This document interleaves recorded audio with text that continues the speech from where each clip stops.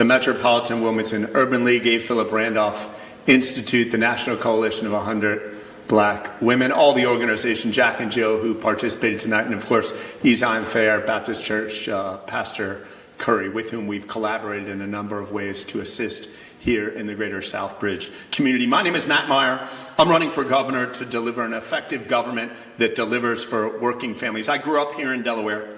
After college, I built 2 small businesses, and 14 years ago, I spent 12 months as a diplomat embedded with the U.S. Army in Iraq. When I came home, I felt I'd finally found my calling, not as an executive or a small business owner, but actually as a 6th and 7th grade math teacher on the east side of Wilmington. But after teaching in the classroom, I was sick of a lack of results from our elected leaders. Too many politicians come into our school and our class with promises that were never fulfilled. So I did something I never thought I'd do. I stepped up to run for our students, to the families who went to Prestige. I defeated a 3-term incumbent 8 years ago to become Newcastle County Executive, the leader of our state's largest local government. In 8 years, we've made a historic difference in the nuts and bolts of managing our state's largest local government, whether it was helping to create and protect over 13,000 jobs, expanding access to affordable housing, creating something called the Hope Center, transforming our police force to reduce crime and increase accountability, or cutting taxes for the first time, property taxes, for the first time in over 50 years. We never played small. We take every day as an opportunity to make a big impact. So now I'm running for governor to bring this results-driven leadership across our state. I'm the only person in the race who's actually managed a government before. I know what it takes to create jobs and drive innovation. We don't make promises, we make plans, and we turn those plans into progress for Delawareans. It's an interesting time for our state and our country right now. I really appreciate all those people getting out to vote. We need to make sure that people are getting out to have their say in delivering the future that our country and state truly deserves. Thank you. Thank you. We'll now start with the first question, focused in the area of education. What strategies will you use to ensure equitable funding for schools in predominantly Black and brown neighborhoods? And how will you address disparities in educational resources?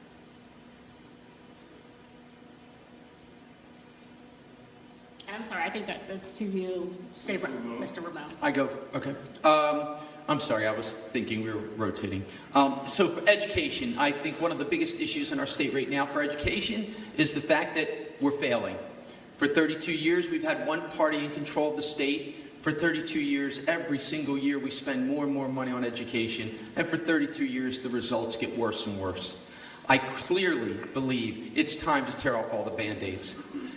Some people want to add some funding to education. I believe being one of the top states in the nation for funding and one of the lowest states in the nation for performance, I think the issue is just reconfiguring the way we do education. We got to stop social promotion. We got to create an environment where we're giving our teachers and our children more resources in the classroom.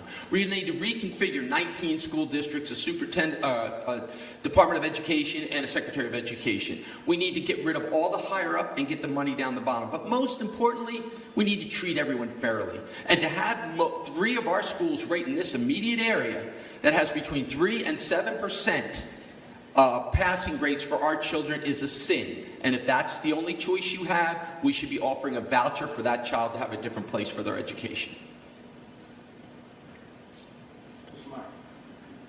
Yeah, when elected, I will be the first public school educator ever to be elected governor of Delaware. I'm told I'll be the only governor in the country's history, in the United States history, to have taught in an underserved school in our country, taught both in D.C. and here in Wilmington. I believe that makes a dramatic difference. Nothing matters in terms of education policy unless you get resources to the front lines. We've written an extensive policy, 23 pages, that talks about exactly what we're going to do. My opponent's platform includes cutting taxes for the wealthy, giving kids vouchers to drain resources from public schools. Right now we have a crisis. We have a crisis in the recruitment and retention of educators. of paraprofessionals and other staff who are choosing the best for their family, which is often to actually leave teaching or leave Delaware schools to go teach in other places. We're going to have a top-notch education system, and it's going to start by looking at the classroom and seeing how do we deliver for parents and families that today are truly not getting the 21st century education that our kids deserve. Can I just ask a follow-up on that, just because the topic of reconfiguration and vouchers, and just what does that impact have? What would that impact look like on the city of Wilmington, especially since there's not a high school in the city of Wilmington? So what would that reconfiguration look like? Do I go first to you? Yes. Yeah. Sorry. Ask the question again. The voucher system, how does it affect the city because we don't have a city high school? Vouchers, what's the impact of vouchers? What would reconfiguration actually look like for the city of Wilmington? Yeah, so in my vision, I've been in the General Assembly now for 16 years. I worked with actually Karen Peterson across the aisle when I first got into the House, and our reconfiguration looked like a North Newcastle County, a South Newcastle County, a Kent, a Sussex, a charter, and a VOTEC district. That's it. So therefore, you consolidate the districts. Schools that don't have a certain number of capacity, like they're 30% low, 40% low, in Red Clay, in Christina, we got 3 high schools in each that could be combined into 2. We need to reconfigure that we do have a thriving Wilmington High School. And it is much easier if you reduce all of these expenses that are never even getting into the classroom for the children. You're going to hear my opponent always try to reclassify what I think and what I say. All because we want to lower taxes for people doesn't mean we take money out of education. What we need to do is fix the way we run education. I ran businesses for 43 years. I know how to make things efficient. I know how to set up SOPs. I know how to make sure they're followed. My vision would be to make sure that Wilmington has the fair education available for the black and brown children that they're not getting for the last 32 years. Yeah, I believe there needs to be a school district in the city of Wilmington. I will work towards that goal. I believe there needs to be consolidation of school districts outside the city of Wilmington. I also believe we should, as someone who's been an urban educator, I believe we should add resources. It's in our platform to have $100,000 a year teacher positions to educators who are willing to teach in the highest risk, highest need areas. For me, it's all about people. How do you get highest quality educators, highest quality teachers, paraprofessionals, staff into areas where we need it most? Under my administration, if there's a single 3rd grader in this state who is not reading on grade level, that is a crisis. I manage the Newcastle County paramedics today. There are crises every day. I want to react just like that when our children are not reading on grade level. Showering them with resources and love and support before school, after school, on weekends to make sure that they can perform and are better prepared to have an excellent future. Thank you. Let's stay on education if we could. Okay, Mr. Meyer, this question is for you. You brought up briefly in your response that you plan to work to diversify the teachers that are currently in the state of Delaware. Right now, 1 in 5 educators are of color. 3 out of 5 students are of color. Right, so the representation is not there. What program, how would you implement and to benefit the state and the students to diversify the current teachers? So the first thing we have to do is make sure that our educators of color stay in teaching. We're asking too many educators, particularly paraprofessionals, to do things that are not good for their families. You look at paraprofessionals who are looking at making more money working in an Amazon warehouse, right, than teaching. What does that say about us as a society and how much we value our children and their education? So the first thing we're going to do is figure out how do we make sure educators, and particularly educators of color, have actual incentives to stay in the classroom. Part of that's compensation. Part of that also is quality of work environment. In addition to that, we have to make sure we are attracting educators, particularly from the communities that are struggling the most. We need to make sure we have extensive pathways from our high schools through Delaware State University, University of Delaware, and Del Tech, Wilmington University, and Goldie Beacom as well, to enter the teaching profession, and also make sure there are pathways, as has recently been started, for paraprofessionals to graduate or to get the educational credits needed to be classroom teachers. Thank you. Mr. Ramon? So if we end up spending the $800 million that have been mentioned that we need an additional educational funding, we're also going to be taxing ourselves out of the market. If we do not focus on getting great quality teachers by paying them for being great quality teachers, we will never be able to meet any of the goals my opponent mentions. Great teachers right now leave education and go into administration because they can make more money, they actually feel safer, and the environment for their self-enjoyment of teaching has been diluted. We are failing in every aspect of education. We can fix it, but we need to reconfigure it. There was a statement at once that DSEA wasn't going to endorse anyone, and I, of course, brought out some very difficult topics that I brought that were important. The one was we need to pay teachers more to stay to be great teachers and not let all the states around us steal all the good teachers. Or I shouldn't say that. All teachers are good, but the great teachers. And what I would like to do is make sure they're prioritized in the funding. DSEA is definitely against that, and that's one of the difficulties of being a governor of Delaware. I'd like to add on one question in regards to this. What are your plans if selected as governor with the Department of Education?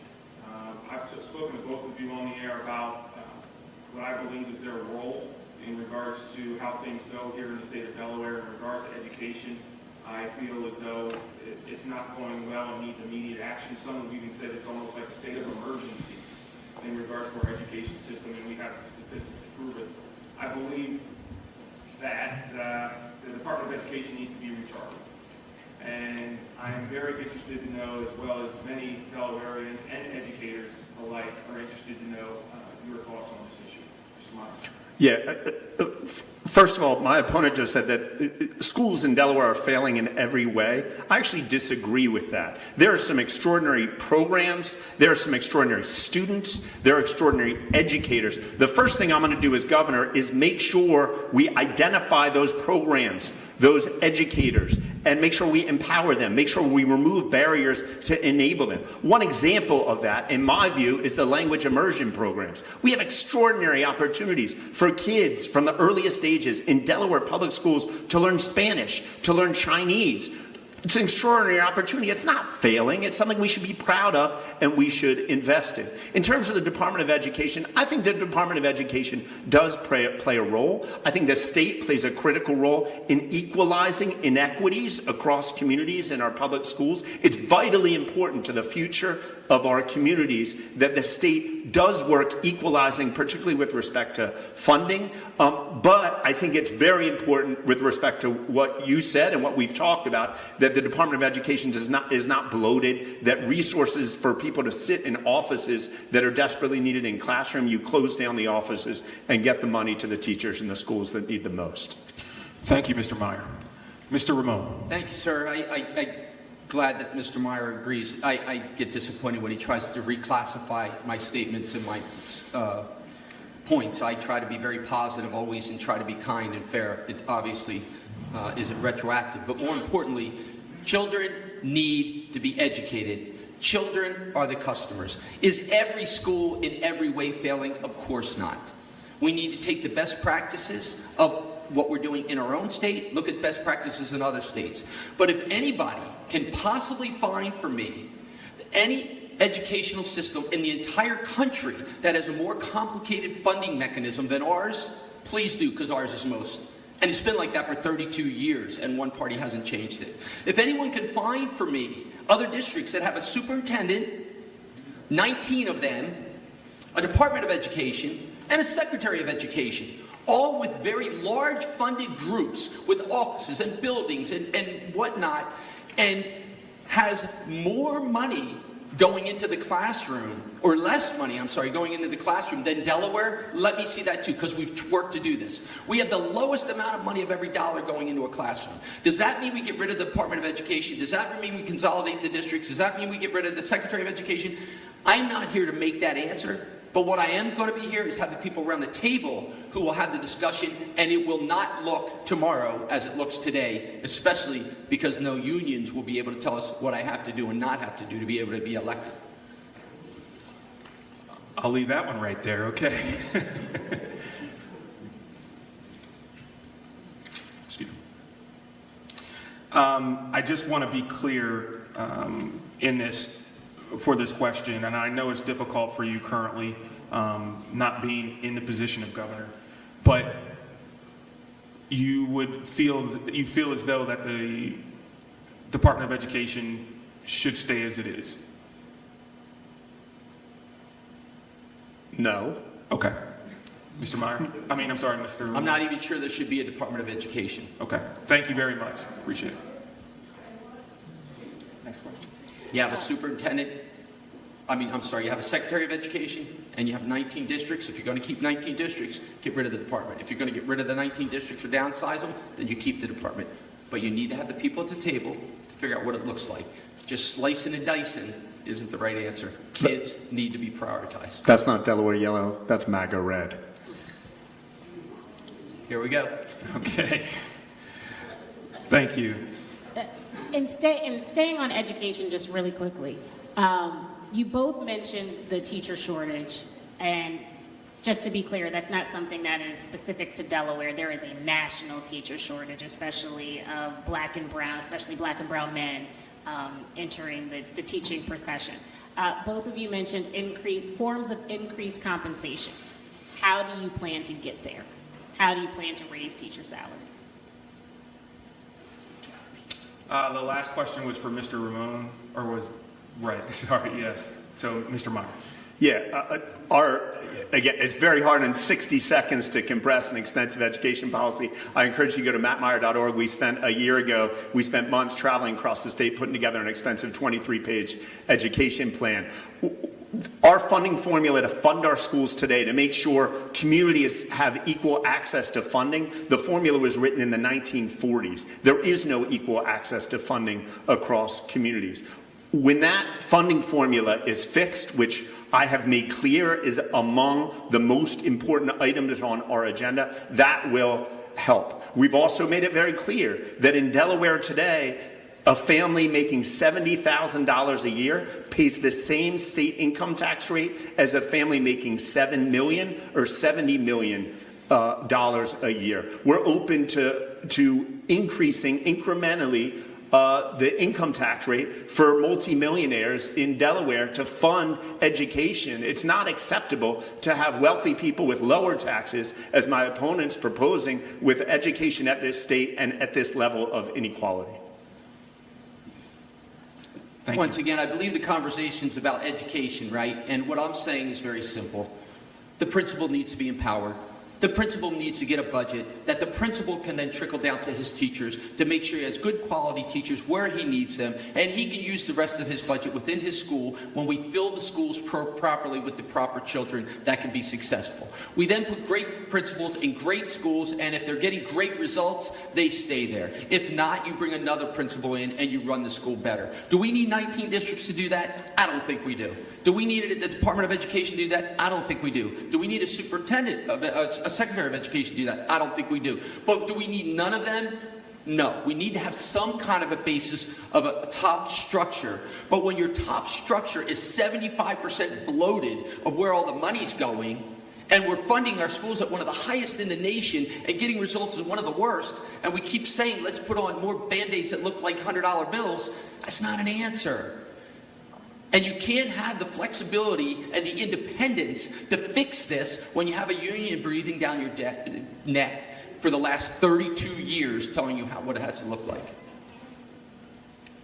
Thank you. On to the economy, and especially the economy for black residents in the state of Delaware. In Delaware, there has been no significant closure in the poverty gap between blacks and whites since 1970. In 2019, the Racial Wealth Divide in Wilmington report found 33% of black households in Wilmington have zero net worth, which can only be said for 15% of white households. What immediate steps will you take to close this gap?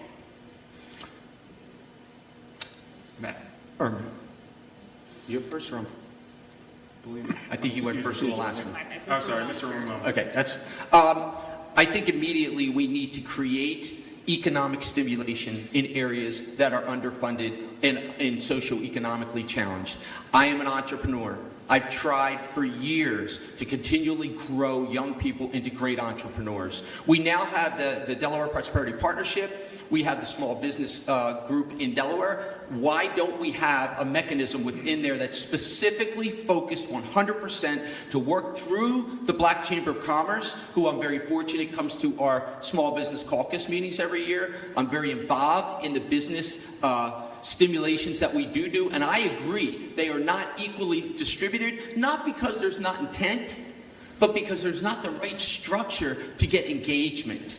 We need to go into the community if you want to help the community. You can't do it from afar and say, oh, it's there, they can ask. That's not right. You got to grab them, you got to work with them, you got to help them, and you got to help guarantee success. You do that by creating an environment that is in the community, for the community, about the community. We haven't done that for 32 years. We need to do it now. Mr. Meyer. Yeah, I don't think there's an easy answer to that question. As a former teacher, as I mentioned earlier, it would drive me crazy to hear politicians talk about how they're going to solve all this stuff and then nothing changes. It's one reason why when I was elected county executive, I was passionate about technology education, particularly for students of color. We didn't have any money in county government to do it, but we created this vision of a program called 1,000 Kids Coding. We managed to work with banks, get seed funding together. To date, working with Code Differently, we've educated over 1,100 Delaware kids in coding skills. Nearly 100 of them have gotten jobs, paid jobs with banks, almost entirely students of color. We need to make sure our lowest income kids from the earliest stage, from elementary and middle school, truly have access to high income skills, to understanding how computers and apps are programmed. We also have to do work to address the immediate gaps in our economy. There's a tremendous need right now. Welders, carpenters, making six figures, $100,000 a year. We started a small program at the county called Pathways to Apprenticeship. We're looking to expand on programs like that. Keeping up with that, one of the major, I believe, truly financial goals that so many people have is owning their first home. There is a disparity in regards to African Americans in this state and compared to white Americans and Delawareans, in regards to buying their first home. According to the Urban Institute in 2020, 82.4% of white households own their home, while only 51.4% of black households own their home. How will you help more black Delawareans become homeowners? In my 8th year as county executive, I have a PhD in NIMBYism. And NIMBY's coming saying, I don't want that built near me. And I can tell you without question, NIMBYism is racism. We need to look at zoning laws across our state, just as we've done in Newcastle County. We need to look at communities across our state that say, oh, we don't really want those people here. I think what happened in the generation before mine is there was redlining. They would just write into law, no black people here. We don't do that anymore, but the attitudes underlying it and the actual outcomes are very similar or the same. So I'm going to work tirelessly to do everything we can to pass laws and implement policies that undo that intergenerational history of racism. Mr. Ramon. Thank you. I would very clearly say much of the problem with having affordable housing is the craziness that we have in some of our communities, some of our counties, with the regulatory behavior that they have to jump through all these hoops to be able to build a house that's affordable.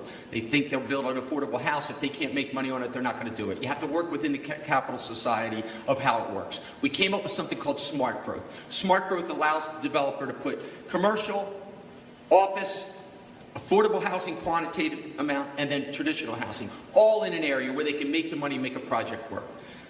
It works. I've been speaking about it for 20-something years. We still aren't doing it. Is smart growth perfect? No, but it has some great best practices that none of our county execs or anybody in Newcastle County have chosen to digest. That might be because my opponent, although you're going to have a period of trust here.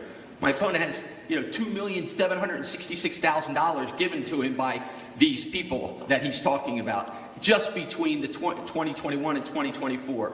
1.6 million from a PAC, 1.2 million from another PAC.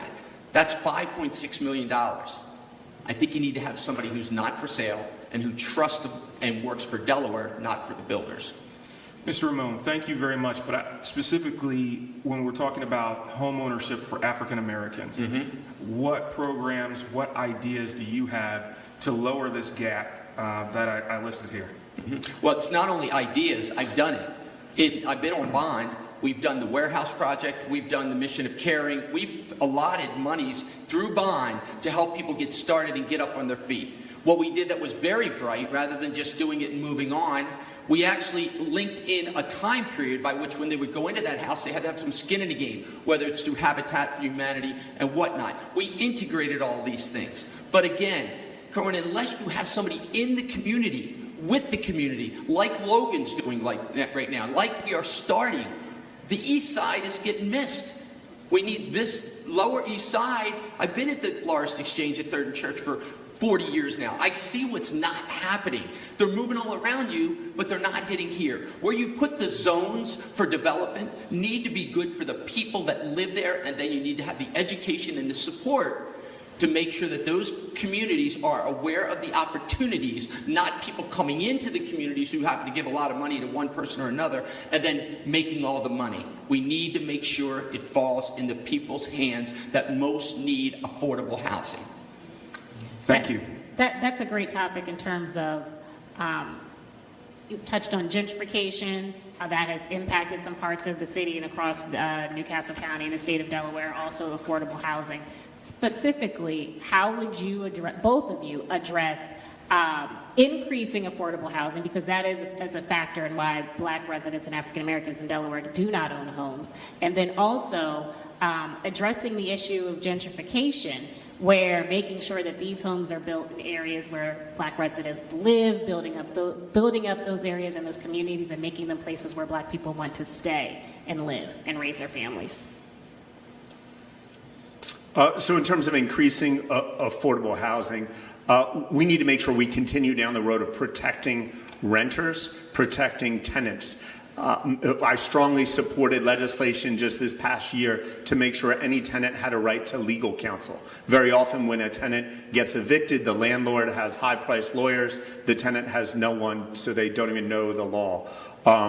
We need to continue down that road, making sure we're stopping unfair evictions, making sure Section 8 tenants by law cannot be treated differently than any other tenants. But ultimately, the problem of affordable housing comes down to there's just not enough of it. We need to make sure that there are incentives to build affordable housing. We need to make sure the regulations are being reduced, particularly on the building of affordable housing. We also have to make sure something we've done in Newcastle County is require affordable housing in rezonings. So if you want to rezone a property, a certain percentage needs to be affordable to the community. That not only expands the number of affordable homes, but does it in diverse ways all across our county. So you don't have sort of single neighborhoods where all the poor people live. You have lower income people living in dispersed neighborhoods and diverse neighborhoods with middle income and higher income people as well.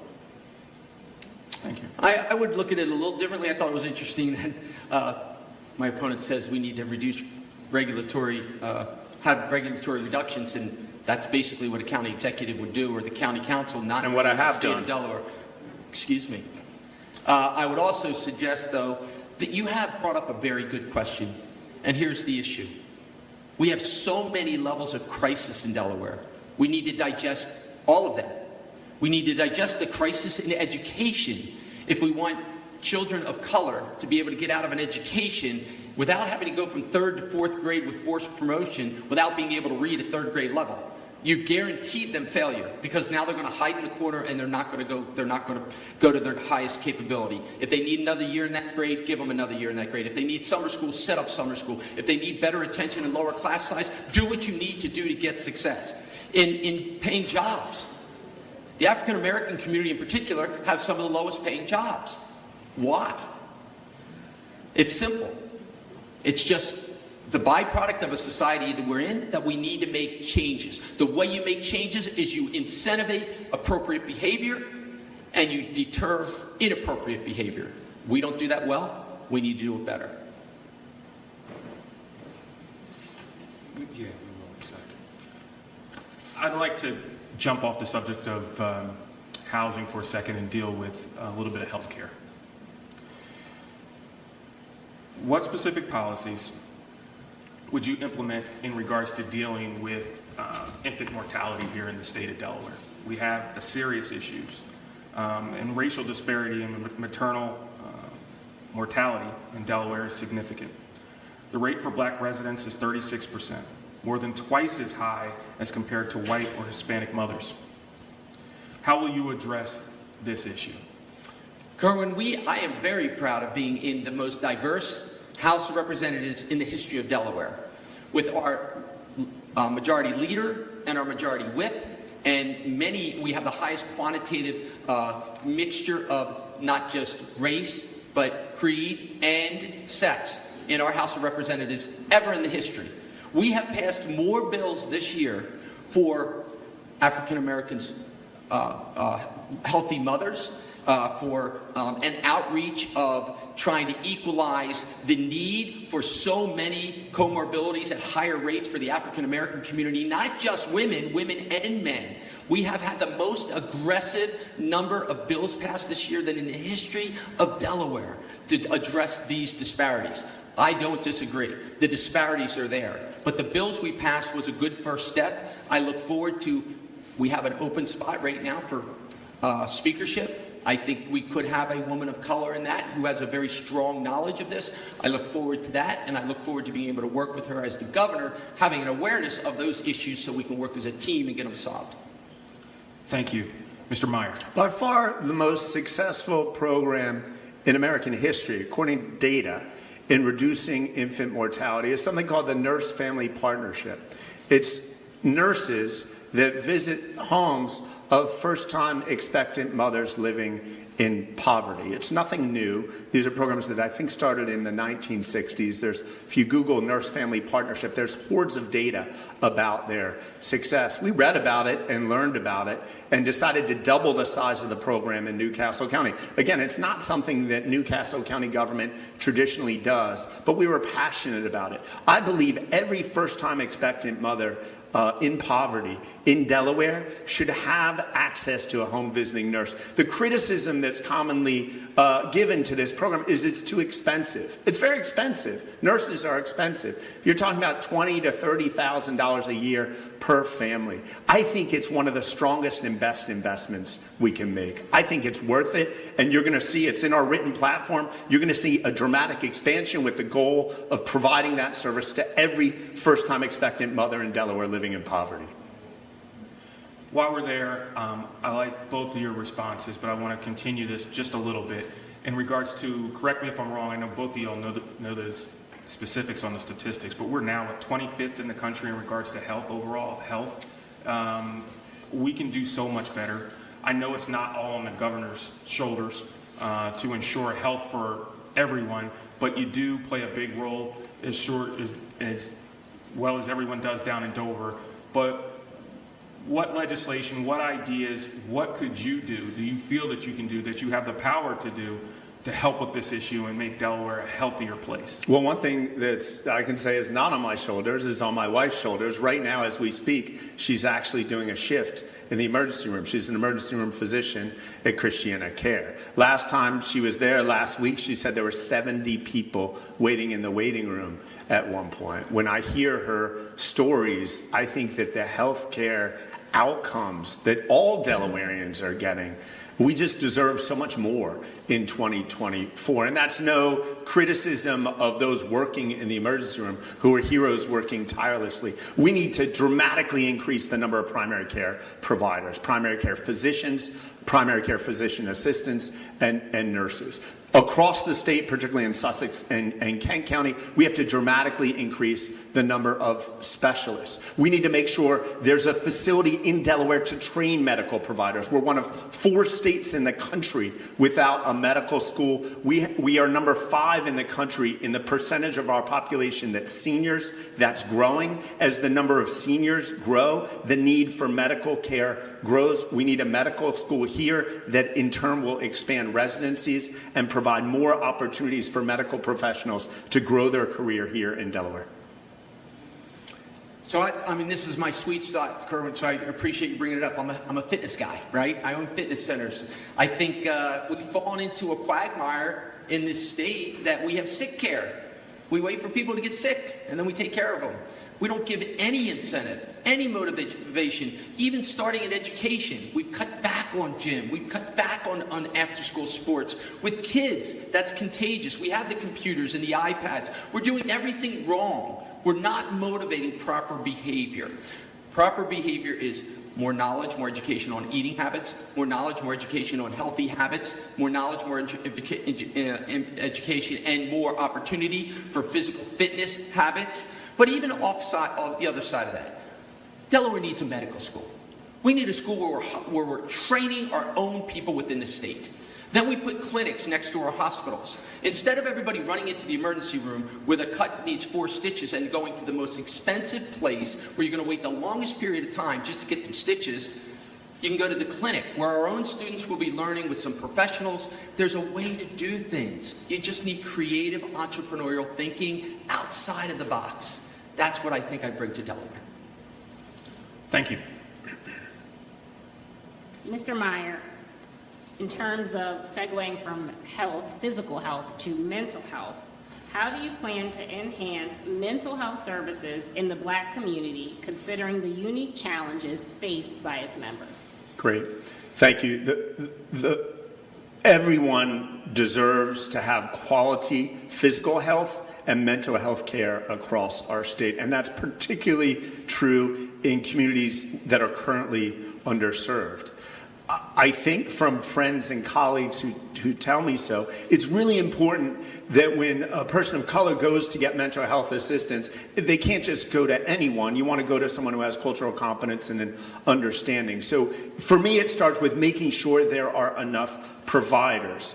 Right now, similar to what we were talking about, teaching, there's a gross shortage across our state of all mental health providers, and that shortage is particularly acute in communities of color. So we're going to have strategies to make sure we train and attract mental health counselors and providers who can assist here in Delaware. We grow their numbers and make sure they stay here in Delaware. Mr. Ramon? Thank you. I think one of the most important things, we have to understand the magnitude of many of these problems that we're discussing. You know, thinking that because, one level of government does it one way, the state is very complicated and everything affects everything. But what I'm very proud of is in the last 4 years, we have devoted more money to our educational system, to our schools, monstrous modifications to bring mental health care providers in all the schools, which was an initiative nobody dreamed could go on 5, 6, 7 years ago. But we did it. Now we have them in high school, middle school, elementary school. We have had a remarkable success with it, and it helps all of the other children in the school also. 1 or 2 children struggling from very difficult mental complexities within their home, within their life, within their family, are getting these services now in our schools what they weren't getting before. And it's helping all of our children in our school. One problem not solved, but going to a path of recovery. We have so many more. We need to address one at a time and know what we're doing when we talk about it. And just a quick follow-up. Do either of you see, from your seat as if you were governor, how that would be funded through the state? And that could be to Mr. Meyer. What would be funded? How increased mental health services could be funded through the state? Look, I think it's clear. First of all, it's a $6.5 billion budget. You find money for things that are priorities. An expenditure in mental health, and particularly mental health in communities of color, it's not just money you're throwing away, it's an investment in our future. It's an investment. Smart investments reduce cost. We, 4 years ago, bought one of the largest hotels in the state and created something called the Hope Center. We were bombarded with phone calls, negative phone calls, like never before in our office, saying, how are you going to pay for this thing? People are going to come, homeless people are going to come and stay for free? What are you thinking? We managed to piece it together. For Christiana Care, for our hospitals, there's huge savings to people coming to a facility and getting on-target, appropriate mental health, substance use, physical health care that's saving Christiana Care hundreds of thousands of dollars. So they're paying us to operate the Hope Center. Same with the Veterans Administration. So I think what you do is you find where savings are across the community, and then you make strong, bold investments in mental health. The downstream savings will be realized over time, and that's ultimately how you pay for it. Mr. Ramon? Basically, you have to prioritize. The one thing we do agree on is in the government, in the branch of the governor's office, you need to make very large, top-scale thoughts and visions, but you can't just do whatever you want. You're not your own entrepreneur. You're not one person from one party with 12 people on a council, all from the same party, all kumbaya and getting sores fixed and whatnot, and then having money coming from the federal government to do your budget. You got to make tough decisions. Nobody can afford more taxes. Nobody can afford their property taxes to keep going up. Nobody can afford their income taxes to keep going up. So what we need to do is we need to invest in fixing all these 32 years of crisis chaos we have, one issue at a time. This one in particular, we found a way to fund millions and millions of dollars in our education system, but unfortunately, it did take us 4 years. First, we digested at the highest level of need, which was the high schools. Then we moved into the middle schools. Now we moved into the elementary. There's a way to do it, but you have to understand there's working together, there's bipartisan, and there's problem resolution skills that are needed. Can I say one more thing about this? Yes, it is a group that has not been mentioned that I think is critical and will be critical ultimately to the physical and mental health of communities of color in Newcastle County, and that's the Delaware Health Equity Coalition, doing Dr. Coker, Dr. Scantleberry, and Teal, thank you, Cindy Teal, doing extraordinary work. And they are extraordinary partners. So a lot of this, like many things, is just about making sure we get the right resources to the right people who know how to use resources efficiently to produce results for Delaware. Thank you. And if I may, I think we actually agree on this. One of the keys that I feel is severely underused in the past, with maybe a governor and a county exec not getting along, or a mayor not getting along with someone else, was our partnerships. We don't have to have isolated fiefdoms of partnerships. We need to have inclusive broadband partnerships where we're working with each other. This is one of the great opportunities of partnership development to help us solve some of these crisis environments. We have a lot of nonprofits out there. All we need to do is engage them, support them, show them the direction where our highest levels of needs are, and help work with them for success. Thank you. Thank you. We're moving into the 7 o'clock hour, and we were going to take questions from the audience at this point. We don't have to slow it down because we have the questions already, right? So we're going to move in and try to wrap this up a little bit sooner. My first question is in regards to business development for the state, right? I think it's extremely important, economic development, for us as Delawareans to grow. I believe that we truly have not grown over the past 20 years in regards to our economic posture here in business development in the state. We're losing businesses regularly, but what some may not know is that one of the biggest economic stimulators and business developers in this state are our governors, our congressional delegation in Washington, and the legislature itself. Those are three different parties having to work together, and sometimes that goes well, sometimes it does not. But as governor, how would you make that happen?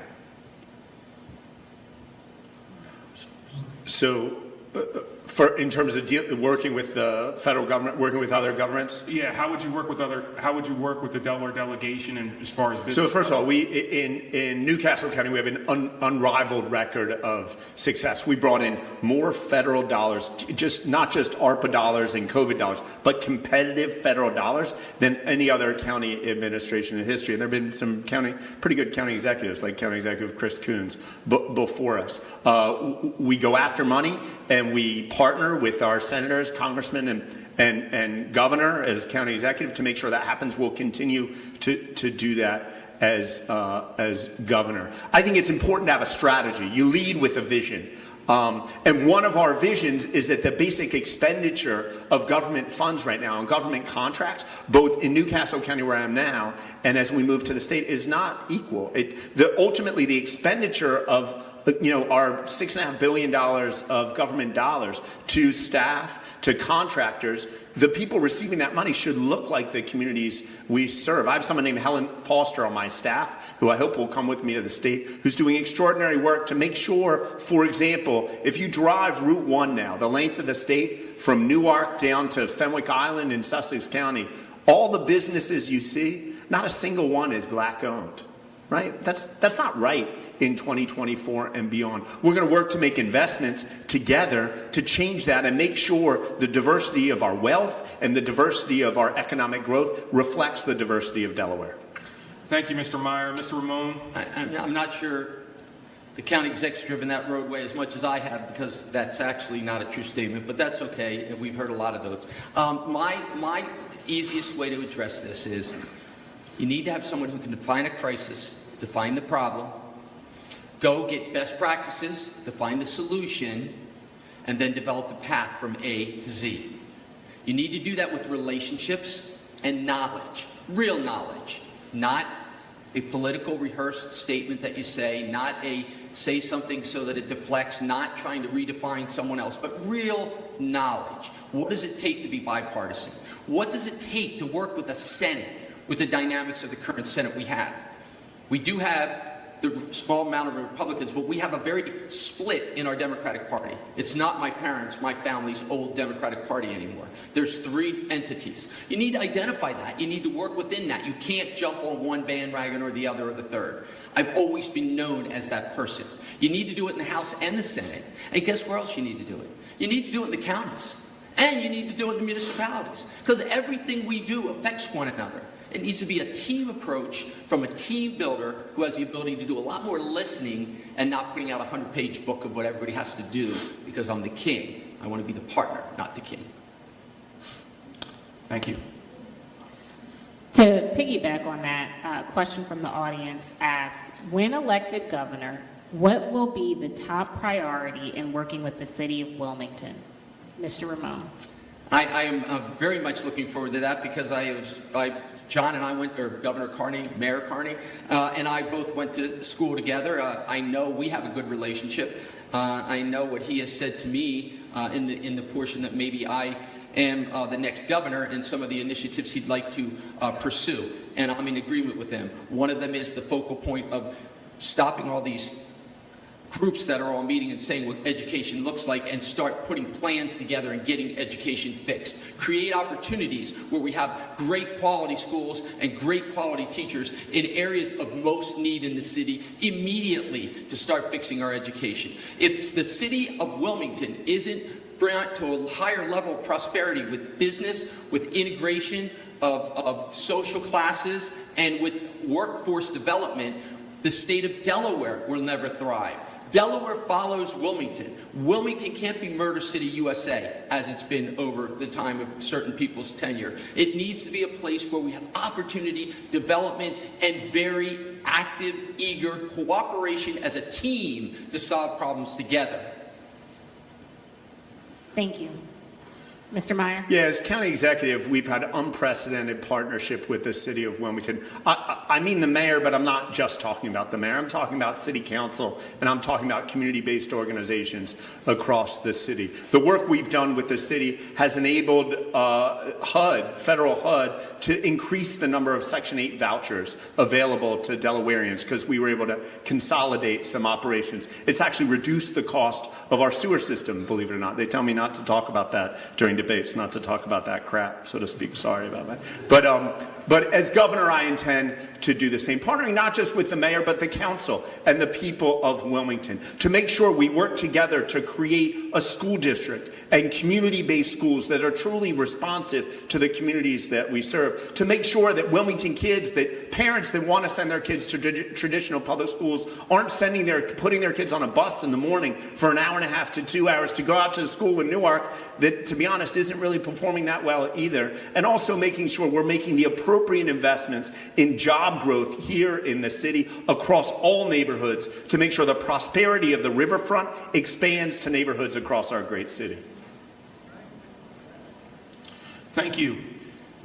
Next question is staying with economics. We're dealing with the port that's really not that far from here, just a few miles. Would you, as governor, support further port expansion? Absolutely. I think port jobs are critical.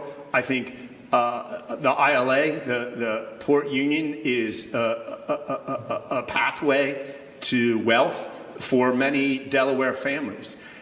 We need to make sure we're supporting the port union. We need to make sure we're growing jobs. We have some strategic advantage. Anyone that works in real estate knows the three most important things in real estate are location, location, and location.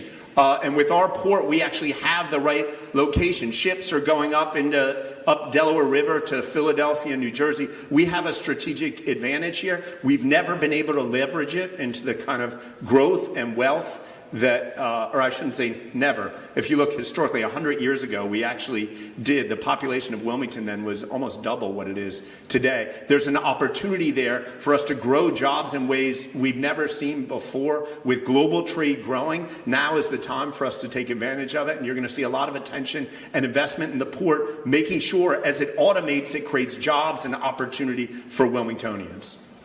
Thank you. Unfortunately, again, my opponent's right. The city of Wilmington is the lowest population it's had in a very long time. And for the 32 years that one party's been in control, that we lost the chickens, we lost the credit cards, we lost the cars. You know, I guess we didn't lose the chickens. They're still down south. But we definitely lost the chemicals and the credit cards and the cars. That's sad. You can't have a thriving city unless you have a thriving workforce. But the port is a grand slam. But first of all, you need to be able to go to this port when they have a strike and support them, and then talk to you and let you stay there and work with them for 2 and 3 hours and not get thrown off because the unions don't get along with you. You need to be able to have a vision and a knowledge of the ports so you know what's going to go on in Claymont and what we've been working on for the last 10 years in Dover to reconfigure the entire Claymont opportunity for a secondary level port. You need to know the difference of the port where you get the fruit product and how it's brought in, but when the cars and the cattle get shipped out, how that's all integrated. You need to know how to be an entrepreneur and leverage all those things and create a vision for Delaware where we can be great and make a lot of money for all of the people that work in Wilmington. Thank you. Building off of the question about the port and building the city of Wilmington's economy, overall for the state, Delaware's budget has historically relied on corporate taxes and fees. How do you intend to balance this revenue reliance with the need to make Delaware a more attractive place for both corporations and residents? How do we bring businesses back?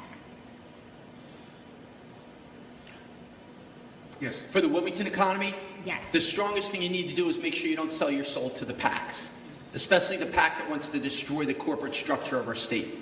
The PAC that got upset because they didn't get the ruling they wanted from some of the best courts in the entire nation.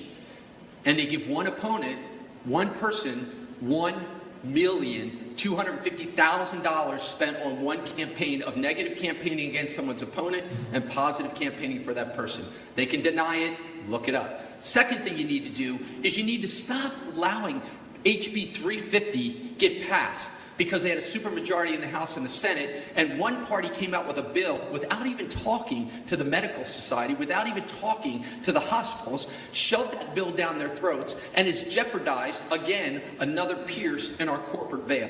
For all of you in this room, our corporate structure in Delaware is 30% of our income. Your personal income tax is about the same amount. If we lose that, your personal income taxes will double. Everything will go up. We need to be smart. We need to understand business. We need to understand everything affects everything. And we need to have the experience and knowledge of what goes on in Dover and how. Whew.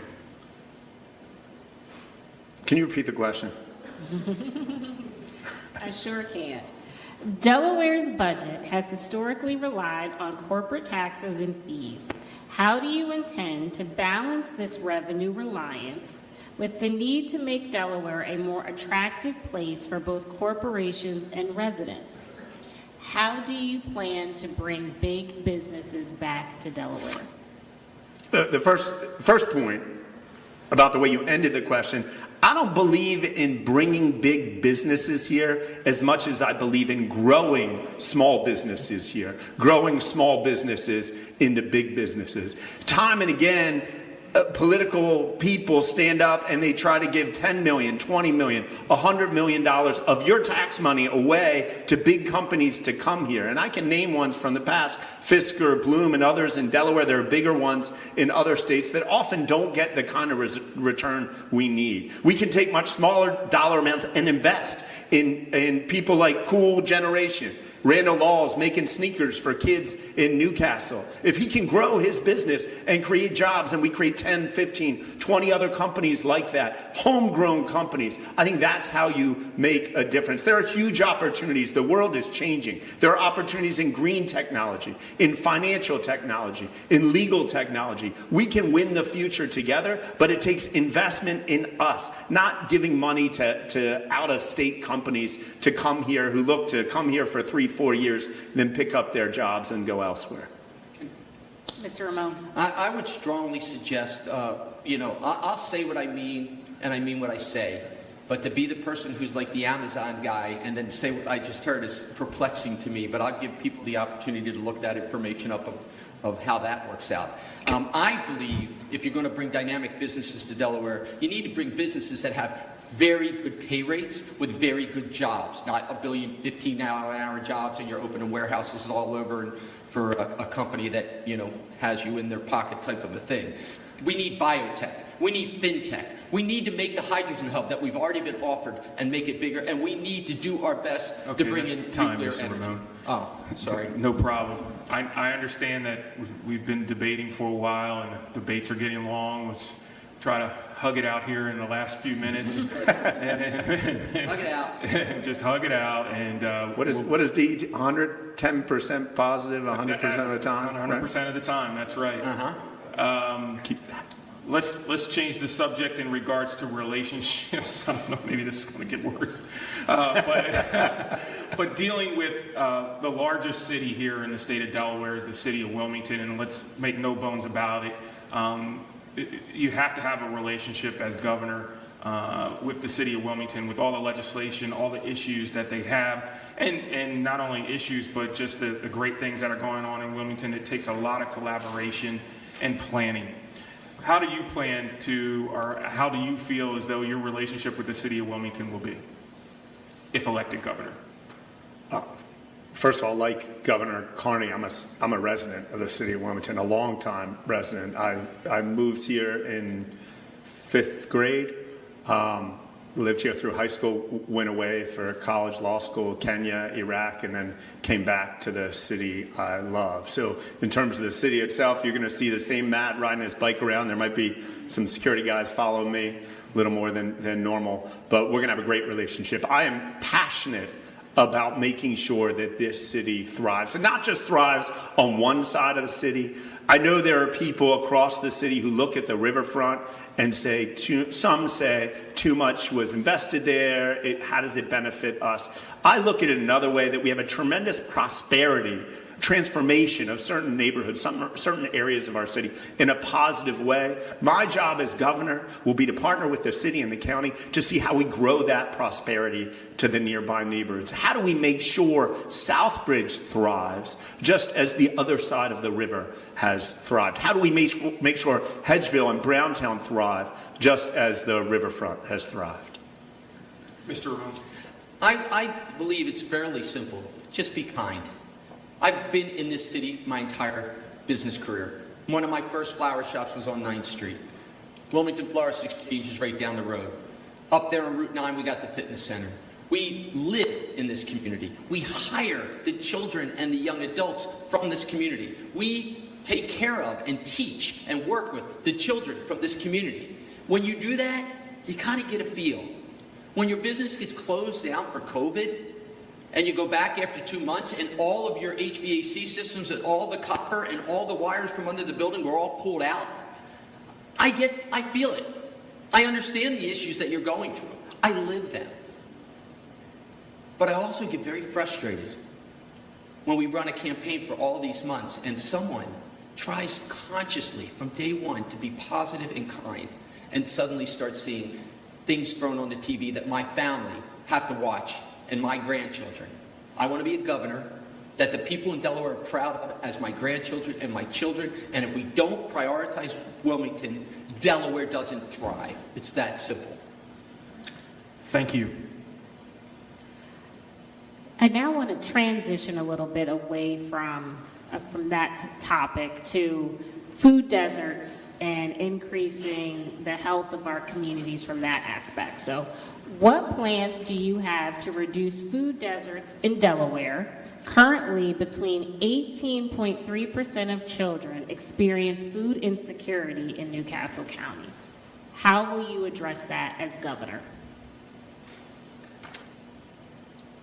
I would first create prosperity partnerships in certain areas where we want to focus purposeful food opportunities like we did with ShopRite.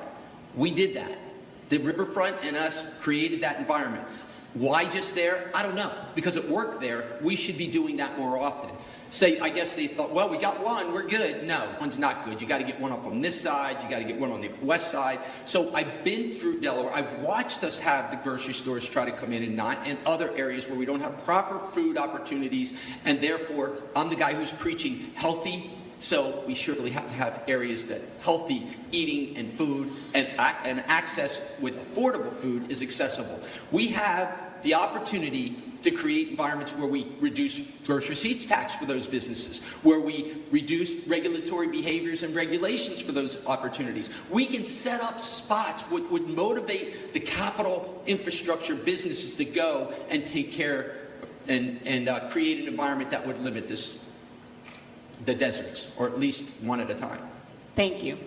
Mr. Meyer? Thank you. I think the solutions are among us. We in Newcastle County have helped fund a program called Healthy Food for Healthy Kids that actually has a whole curriculum and feeding program in elementary schools across our state. It's in our platform to make sure there's funding to get that program in every school across our state. So children are taught from a young age to grow their own food, their own healthy food. You know, when I taught at Prestige, we used to go across the street to Ray's Deli right on Northeast Boulevard to get a sandwich. And there wasn't much healthy food in there. We need to create incentive programs to make sure that low-cost, healthy food is provided in existing stores like Ray's Deli, and we need to talk to the retailers, talk to larger big box supermarkets and see what we can do to incentivize them to come to neighborhoods that are food deserts. Finally, we have a great food bank that not only is providing food, but doing a lot of training, job training, and we need to make sure we enhance their services and help them to reach out to communities, to continue to reach out so that no family in Delaware ever goes hungry. May I follow up? Yes. Agreeing with County Executive Meyer, the way they actually digest a lot of these initiatives in the southern schools, as you go up and down the state, they have actual farming environments within some of their schools. It is significant, it is opportunistic, it helps everyone in the community gets to go and participate in that food growth, and they learn. It's an educational experience at the same time. I think those kind of things, I think we probably both agree. Also, the state of Delaware did just enhance the funding for every child's lunch at all of our schools, and we expanded it to breakfasts. So we're down to the final two questions before closing remarks. And my question is one question that I've asked both of you on the show, but I'm asking you here for this viewing audience, and that is in regards to your first 100 days. I believe that we're dealing with momentum in this election. It is a very, very highly watched election, and there are so many things that are on the table, and people are expecting momentum and what I called flash to bang on some of these great ideas that we hear during the campaigning time. Is how soon can we get them to work in our state and start to benefit Delawareans? So my question to you, please tell us about your plan for your first 100 days if elected governor. Mr. Meyer. We're going to take dramatic steps to fix the funding formula. We have the oldest formula to fund our schools of any state in the country. It's 80 years old. We're going to take dramatic steps to assist any child who is not reading by the 3rd grade to have the latest and greatest technologies and resources to read. We're going to take dramatic steps to provide universal access to pre-kindergarten. Every child in Delaware, particularly children who are coming from families that do not have resources, should have universal access to schooling, quality schooling at the age of 4. We're also going to take dramatic steps in the first 100 days to create the first medical school in Delaware's history. Thank you, Mr. Meyer. Mr. Ramon. Thank you.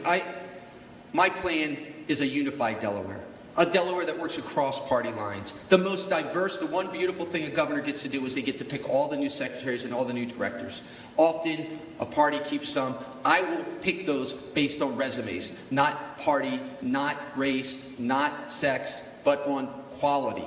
We will immediately develop the plan for Delaware teachers and students.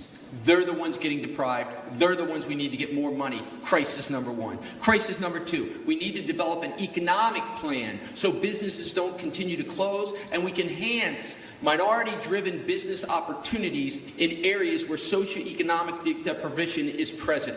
Third, we're going to do a plan to make our communities safe. We cannot continue to go year after year in the county and the state with underneath staffed police departments. And last, we need to make a plan to help fix health care in Delaware. And I believe that begins with the first medical school in the state of Delaware that's integrated with the colleges, the businesses, and most important, with the people in the community that need it the most. And I would suggest that could be the hospitals. Thank you, Mr. Ramon. And for the last question of the evening, so many of us across the country have seen how the Supreme Court, and for lack of a better word, in some eyes, taking the country backwards, changing the landscape of our country. So if you were governor, what is your vision for shaping the judiciary? Are you committed to maintaining or increasing the diversity on the bench? As your governor, I will not get into MAGA or calling people names or doing things that kind of divide. It's not my life, it's not my style, it's not my reputation. I will do things that build people together. I will do things that create knowledge of crises and come together as a team. I'm not going to tell everyone what to do. I'm going to lead from the front. I'll take the arrows, but I'm going to support from the back. I'm going to be a normal guy.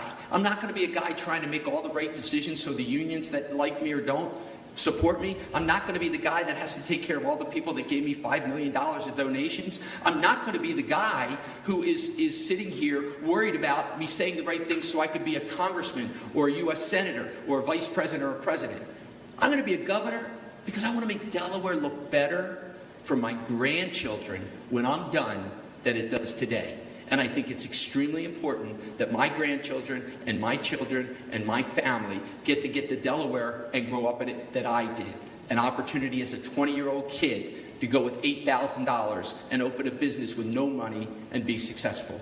We can't do that today. That needs to change. Thank you. We are now at the... Oh, Matt. Oh, Matt, I'm sorry. I did it again, Matt. I'm sorry. I think this is the third debate where you've done that to me. I apologize.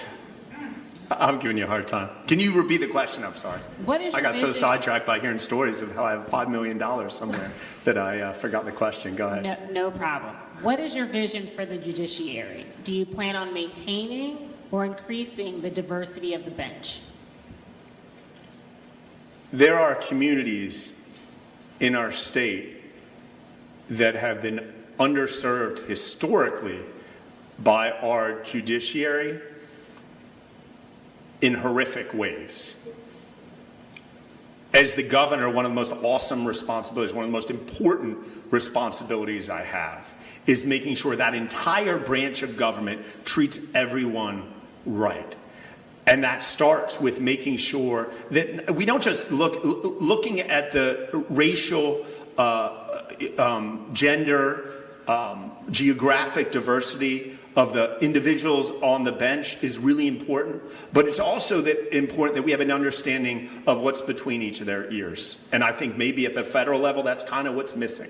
That for me, when someone comes before me, they need to have an understanding of the honesty of that history. They need to understand that we don't go along with the other party that says denigrating things about Puerto Ricans. And when they say, oh no, that's not me, I point out, well, a few months ago you said denigrating things about our Haitian brothers and sisters. And they say, oh no, that's not me. And a few years ago, the president, their president, was saying denigrating things about people from certain African countries. We can't have that. America is truly challenged right now, and let's not kid ourselves. That challenge is here in Delaware and even in Newcastle County now. You have my assurance that you will have a governor who protects you in the executive branch, and does everything within my power to protect you within the judicial branch as well. Thank you. And Mr. Ramon, I just want to give you one more opportunity to answer the question. It was, what is your vision for the judiciary? Do you plan on maintaining or increasing the diversity on the bench? For the judiciary, For the judiciary. I would absolutely feel we need as much diversity in everything we do as possible. I do not believe monolithic thinking of the world people came in. I often say the statement, you know, it gets me a little irked sometimes, like in different family environments. I say, you know, well, I understand what it's like to be gay because it's in my family. Well, I understand what it's like to be black because the kids, you know, Javier and Danielle, I was their babysitter, little kid, and no, we don't. You gotta live the life to truly be able to understand it. And the only way you can get that introspect that you need is by having someone who's lived that life being represented in those environments. I think it's that simple. Thank you. So now, again, Mr. Meyer, I apologize for that transition. Sorry about that. No worries. We're going to do our closing remarks, and the closing remarks are 2 minutes apiece. Mr. Ramon, you opened up, so it will go to Mr. Meyer. Great. I want to thank the Metropolitan Wilmington Urban League for inviting me here tonight, all the organizations that partnered to make tonight possible. Of course, Kerwin, Alex, thanks for your work. Most of all, I want to thank Nishan Little, who probably learned some aspect of timekeeping at Prestige Academy. I wish they taught you never hold that red sign up to a teacher. But thank you, Nishan, and all of you for your work. Listen, we have an exciting opportunity right now. Early voting locations are open 7 a.m. to 7 p.m. through Sunday. A chance to elect leaders that are accountable, leaders that are willing to take risks, leaders willing to fight for all of you, fight for our most vulnerable, a future that lifts up all Delawareans, and leaders with a track record that you know and you've seen. Leaders who value public service, not self-service. Leaders who are going to build a government that looks like the communities that we serve. Donald Trump and Republican extremists, I believe, are truly an existential threat to democracy, to our way of life. I know many in this room are doing everything we can to ensure that doesn't happen, that we choose hope and joy over the danger of Trump. But if he is elected, I just want Delawareans to know you will be protected in every way possible. We need a governor who's going to fight for our values. This is not just a moment It's a movement to revamp and rethink an education system that is failing too many of our children and our families. A movement to ensure that all Delawareans have affordable and accessible access to health care. A movement to guarantee that working families can afford to buy a home. A movement to enshrine reproductive rights in our state's constitution. And a movement to win the green economy of the future and protect our open spaces. Without your work, your collective investment, the movement remains just a moment. We need all of you to do your part. This isn't a blue and red thing. It's an opportunity for us as Delawareans to build a new future together. I appreciate all the organizations that came together to make sure Delawareans can make an informed vote. Make sure you now go out and vote. Thank you. Thank you, Mr. Meyer. Mr. Ramon. Thank you. Again, thank you everyone here for giving us this opportunity. Unfortunately, you did have the opportunity of hearing several of my statements be misclassified by my opponent. I'm used to that at this point. One time I was even orange man, so I started wearing an orange tie because my opponent started wearing yellow, but he changed his mind all of a sudden. But the point is, we need We're hugging. We're hugging. We have to do, I know, we'll hug at the end. It's all good. But I don't like to lie, and I don't like people to misstate my world and what I've done. I'm here to remind everybody, 32 years of certain types of actions, no matter who you are and what you're promised by these great politicians, has kept you where you are today. Insanity is expecting a different result by doing the same thing over and over and over again. It's time for real change. It's time for change that's in the middle of our state, came from our state, lived in our state, and grew in our state. You don't need to keep hearing all the craziness about me being compared to Trump. Maybe I don't like him any more than you do. It's not really relevant. I'm going to be a great governor. I'm going to be a fair governor. And I will be a very creative, hard-working governor with no ulterior motives. For those of you who heard the county exec not actually have the information, it's very easy to look online. Meyer for Delaware has received since the 2021 year until 2024 added up $2,766,000 from builders, developers, lawyers, accountants in the world that were getting projects approved in Newcastle County. If that's the kind of governor you want, you don't want me. I don't work that way.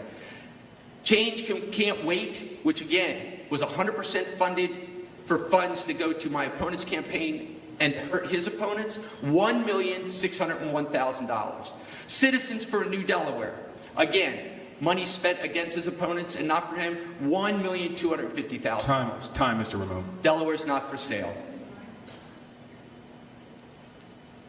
That concludes this evening's debate, but we would like to have the leader of the pack. Leaders. Talk to us today. Thank you. Thank you.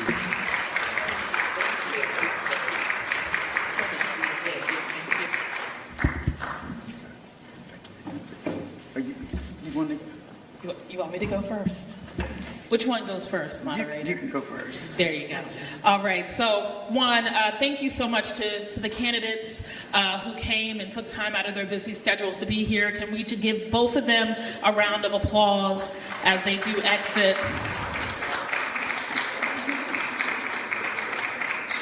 So I know the hour is super late, but wanted to give thanks to a few folks before we leave here. Let me also give thanks, a huge thanks, to our co-collaborator in this effort, Dr. Nikisha Bailey in the A. Philip Randolph Institute. And what I did not say is that my name is Jennifer Tompkins, the president and CEO of the Urban League. And so certainly giving thanks to Reverend Curry and the Ezion Fair Baptist Church. Thank you so much for allowing us to use this space tonight. And then also thank you to all of our partners, National Pan-Hellenic Council, NAACP, DETV, National Coalition of 100 Black Women, Rethink 14, Jack and Jill of America, and 100 Black Men of Delaware chapter. And last but not least, it is a poor frog to not praise its own pond. And so please, if you all can help me to just give it up for Kobe Owens, who is our advocacy manager at the Metropolitan Wilmington Urban League, who has worked tirelessly on all of these debates to make sure that the candidates are here and that the community is informed. So thank you so much, Kobe. And then also my board chairman is here, Mr. Joel Coppage. And so please, please, please just wave your hand, Joel, to be acknowledged. And thank you very much. And so just really quickly, we heard about all of the things to get out and vote. And at the Urban League, we have a program and also an initiative called Reclaim Your Vote. And so everyone that is here, I'm assuming you are here because I know that you are voting citizens, but what you have is a charge when you leave here. You have a charge to make sure that everyone in your neighborhood gets out and votes. Everyone in your family gets out and votes. Everyone who you come into contact with gets out and votes. Our vote is our voice, and if we do not get out, if we do not reclaim our vote, we are handing our power over to someone else, and that is not what we want to do. So please, as we continue these debates, and certainly as you share on all of our streaming services, please share on your Facebook and also your LinkedIn. Please, please, please remember to galvanize your own communities, to galvanize your blocks and whatever community that you have, to make sure that we get out and we turn out the vote early and also on November 5th. And so without further ado, Dr. Bailey. Thank you so much. Thank you, especially we want to reiterate, thank you to our Joel Coppage, who has really kept us in line throughout this process, to my dear sisters of the National Coalition of 100 Black Women and our chapter president. Thank you for always being out and being on time for this whole series. To our members of the A. Philip Randolph Delaware chapter, thank you for all the support. I will just leave you simply with these few words. Whatever affects us one directly affects all indirectly. That's Dr. Martin Luther King Jr. Freedom is never granted, it is won. Justice is never given, it is exacted. Freedom and justice must be struggled for by the oppressed of all lands and races. That's Asa Philip Randolph. Please vote. Vote early. Be safe. They have to let you vote as long as you stay in the line.